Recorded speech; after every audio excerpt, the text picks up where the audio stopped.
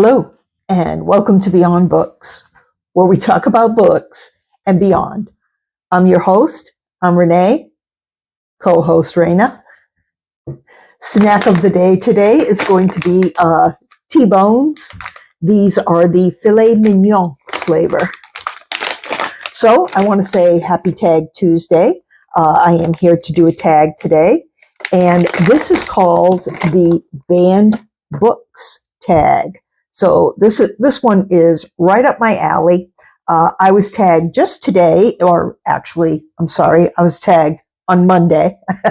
I believe it was Monday, by Pat at Book Chat with Pat. And this is an original tag, which was created by Katrina at Ms. Peepers-Reading-Corner. So yeah, here are the prompts. There aren't too many, so let's go. Number one is, do you intentionally read banned books? Why or why not? And I'm going to say yes, absolutely I do. I wanted to actually purposefully read more banned books in 2024. I didn't really have a plan, but I had just started my channel. So I knew it would be, a part of my channel. I just wasn't sure exactly, how it was all going to work out. But then I watched a video by MJ at Reading This Life, and she was very upset in the video because she had just found out that The Perks of Being a Wallflower by Stephen Chbosky had become a banned book, was a very frequently banned book, in fact. I think it had been removed from a school library or something, and she was upset because she realized how important that book was to her when she was a young person, and she felt bad about the young people who would not get to read it as a result of the ban. So she was the one who suggested reading 24 banned books in 2024. I just went ahead and took up the cause. And set that as a goal. So in 2024, I did read 18 banned books. It was actually more than that. I didn't count all of them. That maybe I should have. It was probably closer to 20. But yeah, now I've already had another 19 here in 2025. So trying to get to 25 doesn't look too hopeful, but we'll see. It's going to be quite a significant number either way. Prompt number 2 is, tell us about your favorite banned book. Well, one of the things that has impressed me the most about reading banned books is that they are some of the most moving and incredible books I've ever read. Sure, there are some that, I've enjoyed, of course, more than others, but as a group, banned books are just the bomb. You can find a book that you will like within the banned book group. But generally speaking, one of the ones that I was most impressed by is The Bluest Eye by Toni Morrison. It's just an incredible story and so heartbreaking in so many ways. But like every banned book, it's amazingly powerful and so incredibly written, just so incredibly well written. I was very impressed by also Bridge to Terabithia by Catherine Paterson. I'm too old to have read this as a young adult. It bypassed me, so it was my first time reading it in 2024, and I really loved it. Also, I enjoyed reading To Kill a Mockingbird by Harper Lee. It had been years since I had read it, and I can't remember enjoying it that much the first time around. So yeah, those were some highlights. Prompt number 3, share a story about book banning.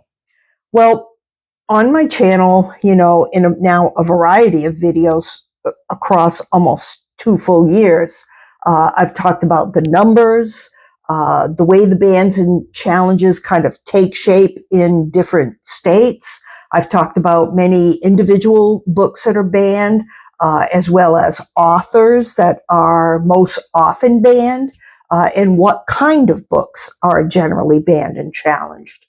But one thing that impressed me the most about book bans is that in several cases now, excuse me. Okay, that was spooky. Raina got a little nervous too because she thought, what? It's over so fast. Is that all the treats that I get? Yeah, okay. So one thing that impressed me the most about banned books is that I don't know what that's about. All right, let's leave it off. It creates a nice ambiance. Is that in several cases now I've read about students getting together and challenging the ban, at a school board meeting or a city council meeting. And when they do this, it seems that they are hard to beat. They're a force. They speak up about why the book is important to them, and they usually seem to end up getting the book off the banned and challenged list. I think that's a great lesson, obviously, for students in civics and, just in general in advocating for themselves. So, a negative thing gets turned into a positive. And, who better to speak up for the books than the audience that they're intended for? Prompt number 4 is, which book would you memorize to save it from the censors, a la Fahrenheit 451? Well, first of all, what do you mean? I can only pick one? Oh my gosh. Okay, so if I can only pick one, I will choose, I probably can only memorize one. Yeah, right. Couldn't memorize the first page probably. But anyway, I would choose The Diary of a Young Girl by Anne Frank. This is another incredible book. And again, it had been so long since I'd read it. It's very well written. I don't remember that about it. And it's just so moving. And I think it has a lot of relevance even for today's world. So yeah, I think I would choose that one. Number 5, are there any books that challenge your opinions on book banning? And it says, be honest and tell us more. Okay, yeah, I do have some opinions about that. I don't think I've changed my basic opinion about book banning, but I certainly am more aware of, why books are banned. Not surprisingly, it's usually due to, the language in the book, sexuality or explicit scenes in the book, the fact that it may challenge religious beliefs, racial prejudice, or LGBT issues, as well as it seems like things about the Holocaust. Those seem to be the books that get banned more so than, most. Now, none of those things are easy to talk about at all, and I do full reviews on my channel of the banned books. And I certainly would never say, yeah, here's a book with explicit language in it. I think your child should read it. I mean, I'm no expert on what children should read, but, there are people who are, and they're called librarians and teachers. Of course, parents should be involved, of course. But in some states, anyone from the community can challenge a book. Just one challenge, and it's pulled from the shelves. So, in other states, maybe it's, kind of more of a government thing. You have school boards and the city councils actually generating these bans and challenges.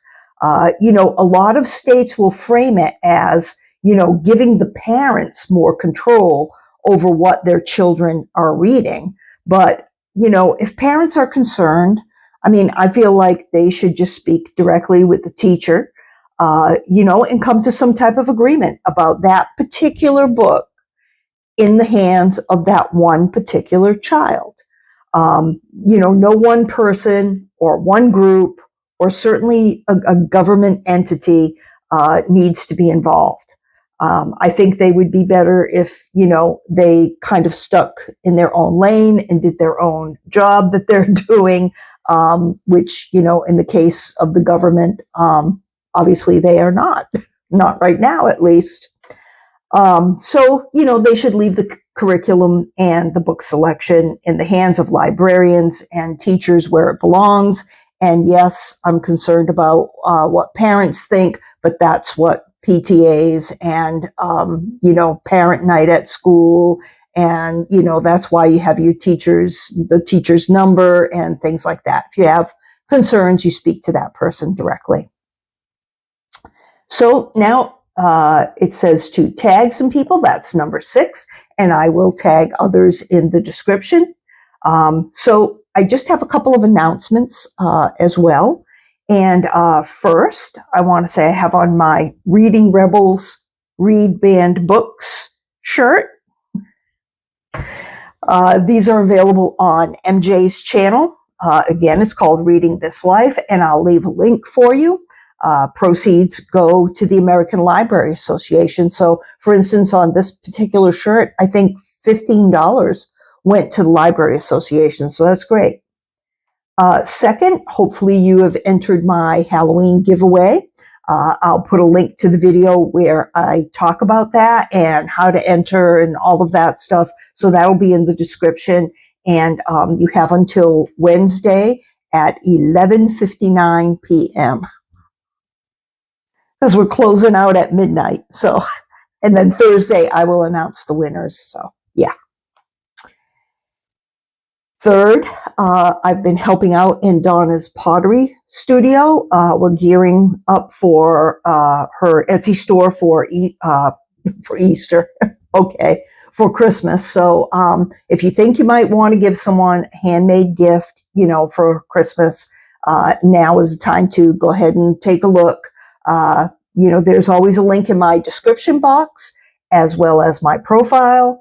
And at the end of my videos, you'll see a little pottery icon. And if you click on that, it'll take you to the Etsy store. So I want to show you a couple of items. These are all on her Etsy site, which is called DC Ceramics Design. So we have here a little honey pot.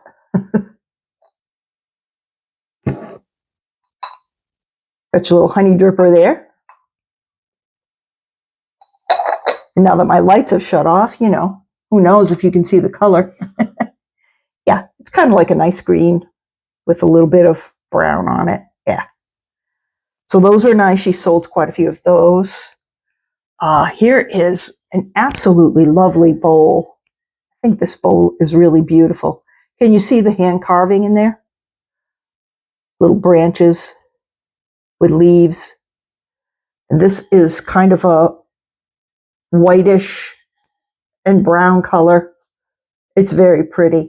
This glaze is done in a certain way, and so it's a little bit different than some of the other things.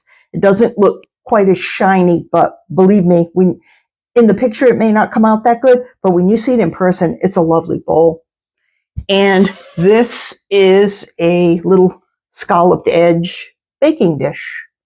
I shouldn't say little. It's actually a good size. Most of these are about 8 or 9 inches across. So yeah, it's, it's a good size. Yeah. So take a look and see if you like anything there. So that's it now. I'm done.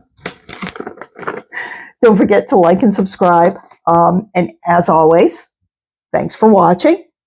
Let's have one more snack for the road. And have a great day. I could go check the light.